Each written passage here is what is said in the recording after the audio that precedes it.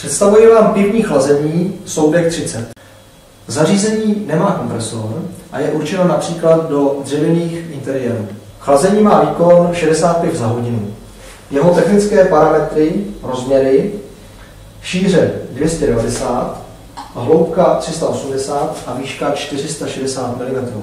Na přední straně je výčepní kohout s dřevěným madlem, pod zátkou regulátor teploty, logo výrobce, z boku pak větrací otvory a na zadní straně otvor ventilátoru a zdířka na nápojovou hadici. Základní balení obsahuje chladič s namontovaným výčepným kohoutem a odkapní misku. K tomu, abyste si natočili své první pivo, však ještě potřebujete naražeč, nápojovou rychlospojku, hadici a tlakování zajistíte přes autoventilek. Pro více informací klikejte na stránky www.chlazení-pivo.cz.